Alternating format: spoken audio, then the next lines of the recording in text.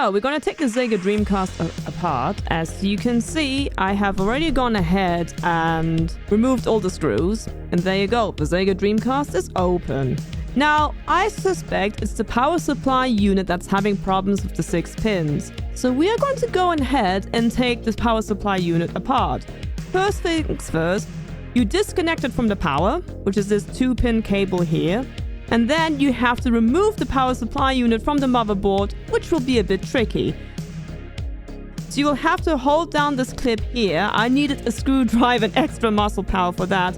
And carefully take it out. You don't want to touch any of the fuses or caps because you'll break them. You want to just touch it from the side and try to wiggle it loose. Now, once the power supply unit is finally loose, you'll see that the 6 pins are exposed. Now, normally, the 6 pins are the culprit that the Sega Dreamcast is actually stuck in a reboot loop. So what happens is, the 6 pins no longer connect properly to the connector.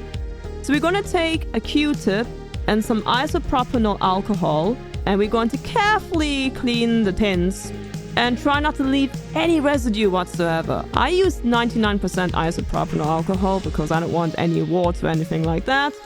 And then I take the other side of the Q-tip and dry it all up. It will also dry itself, but I like to be better safe than sorry. I'm going to have a look at the power supply unit.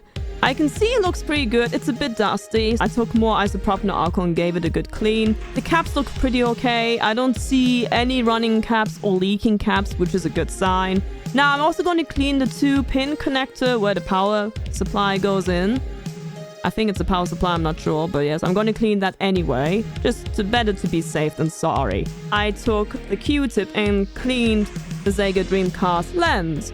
So sometimes the lens can get really dirty and that will make it really harder for the Sega Dreamcast to read CDRs or video games, or CDs rather said.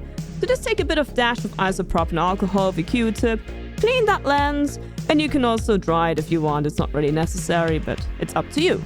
Now comes the fun part. We're going to put the power supply unit back into the Dreamcast. Like so.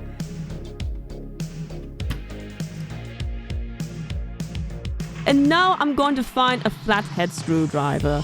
As you notice, I'm holding my finger behind the plastic bit because I want to push those pins into the connector points because this is a PAL Sega Dreamcast. If it was an NTSC Sega Dreamcast, you would have to pull it or push it the other way.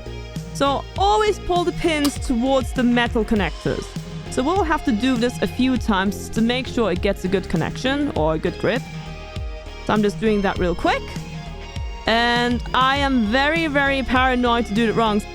Now, I'm not using much strength because if the pins snap, you can forget it. You broke your Dreamcast. So be careful. Don't use too much muscle power. Just make sure you see the pins going back into the connectors one by one. Congratulations, we are now done with that. Let's connect the Sega Dreamcast.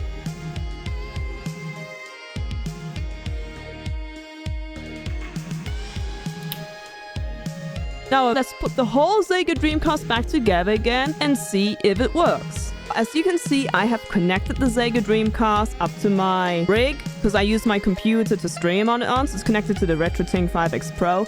Now before you put any power into the Dreamcast, it's very important that you put the controller in first. If you start the Dreamcast without a controller, there is a fuse that can go and you will lose all ways to control the Dreamcast with a joystick or controller or whatever. This is a fault from the design. It's an easy fix, but that's for another video. Now, let's see if magic happens. And oh my god, it's working! I did not kill the Dreamcast, I resurrected it. Now, as you can tell, sadly my battery is pretty flat. I haven't changed it yet because I don't have any soldering tools. That doesn't matter, we didn't want to do that. We wanted to see what would stop resetting. Now let's see if Mr. Driller will work. This is good news, it's loading much quicker than before. Oh my goodness! The game is actually working. There's no more resetting, there's no more looping, there's no more weirdness. The Sega Dreamcast is back to normal again. Hey, if you enjoyed this video, I would like to let you know in the comments below if this fix was helpful to you or if you have any tips and tricks that you would like to share with me for other projects. Until then, thank you so much for being here. You have been awesome. Bye!